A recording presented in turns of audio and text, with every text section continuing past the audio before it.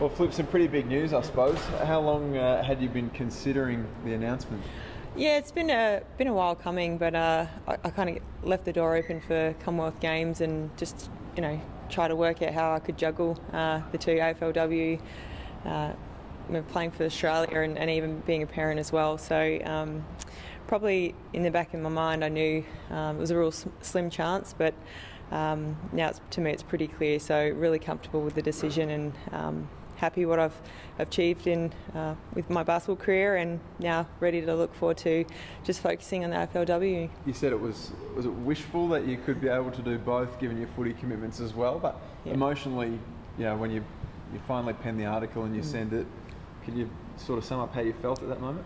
Yeah, it was really emotional because, throughout my career, it's been one thing to the other, and you don't really stop and reflect on too much what you do. You kind of just get up and get ready for whatever's next. And so it was a really good moment just to look back and reflect on what I've got to achieve, the experiences that I've had and the people that I've met, and it's overwhelming. And like I said, I would have loved to have finished on a better note, maybe at home soil in the Commonwealth Games in front of family, but not everyone gets to end it how they wish. But I couldn't be more happier and comfortable. Any tears? I suppose when you sat down with Trace and said, "Look, I'm going to pull the pin," was it really emotional? Yeah, it was definitely. I owe a lot to the game of basketball. It's it's taken me all over the world. I met Tracy playing basketball, so there were a few tears, but that's just how much the game's meant to me. And like I said, but I'm really comfortable of what I've got to achieve, and 2 Olympics just to play one game for Australia would have been fantastic. Did you feel like you had to make a choice, basically? Yeah, I kept thinking about it. I kept kind of putting it off, and just kind of wanting to, I'll make that decision when I was ready, and just thinking about it more and more is, okay, 2 or 3 weeks out from AFLW season, Commonwealth Games begin, a week or two after the AFLW Grand Final if we're there, and I didn't want to make that decision throughout an AFLW season. I wanted to be really clear in my mind of where I was going, what I was doing, and having a chat with Sandy Brondello, and the fact that I wasn't even playing basketball at the moment made it almost impossible to even give that a crack. So it was pretty clear of where my path was ending. So do you think that there's any basketball at all for you in the future at any level? Yeah, look, I might play a bit of social with Vicky Dowdy on a Wednesday night. Never know, but no, it'll be well and truly after I'm done playing footy, because I need to avoid running around on a hardwood floor for a while and just stick to the grass. If the option was there to do both, would you have done it?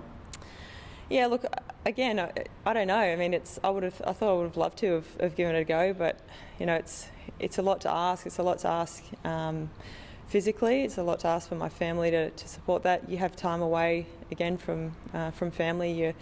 When you're in a Commonwealth Games village, you don't have a lot of access to family and things like that. So, look, I would have definitely tried to have make it work for sure, but not everybody gets their swan song out of their career, and you only got to look at Lauren Jackson, one of the best players to ever play the game. Never finished on her terms and just probably deservedly should have. But I'm really comfortable with now. I've got my next phase in life, and comfortable where I'm at. Well, that was my next question.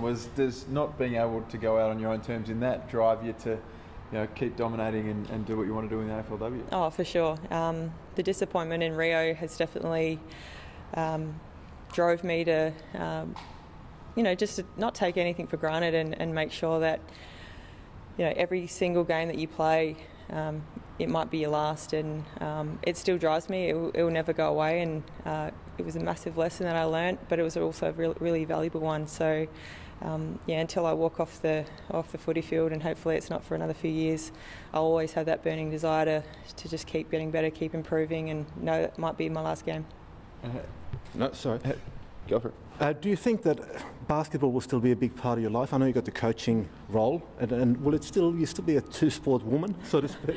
Well, yeah, I'm a full-time assistant coach in Dallas in the off-season of the AFLW. So, first full-time gig in a professional environment is amazing.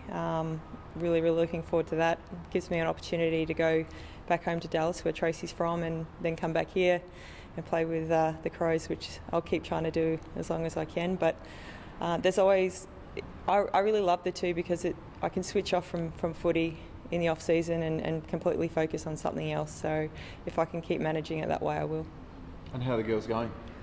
The girls? My Your kids? teammates? Oh, I was like, I've got a lot of teammates. The Crows girls? They're fantastic.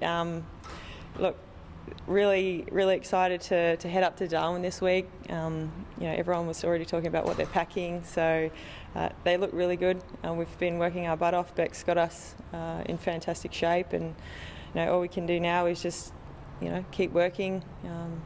It'll be a great hit up against Freo, and all we can do is give it another crack. Last year was the unknown, wasn't it? And you obviously came out on top, but this year it's not going to be as much of a surprise, the whole competition really in general. So how do you deal with now you're the pace setters?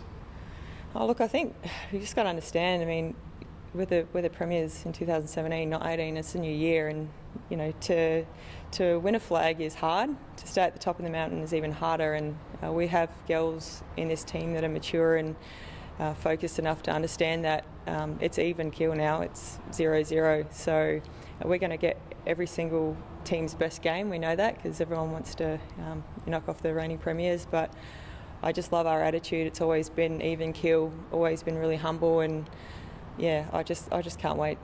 How long do you reckon, sorry to keep going on, before the competition hits a peak, do you think, Erin? Does it take some girls that have only just started playing maybe 3 or 4 years in the system before they feel fully confident in their abilities and the systems and the structures? Where do you think it's at, and how long till it peaks? Yeah, that's a good question. Look, I think hopefully in about in that 5 years' time it could be a full-time role for some girls. I think we're moving in the right direction. I've just been so blown away by the standard of the skill level the girls come back in, and that's due to having an off-season program. Some of the girls never lifted weights before they got to our team. So, I think across the league you're going to see the standard just lift. When it peaks, I don't know. We'll wait and see. But I'm really excited to see where the girls are at right now. What do you think the biggest change will be in season 2? Will it be higher scoring? Will it be more running, more defensive? I think obviously with the last touch rule brought in, I think it'll be a lot faster. The congestion will be a little bit less. We'll see. We'll just have to wait to see how that works out. But yeah, for sure, it's going to be more running. I mean, we're already fitter than we were last season, and I'm sure every other team is too. So, but it's exciting. I mean, I know it's season 2, and we do have kind of an idea of what's going on. But there's also how good has everybody got after 1 year? So still, there's a lot of unknowns.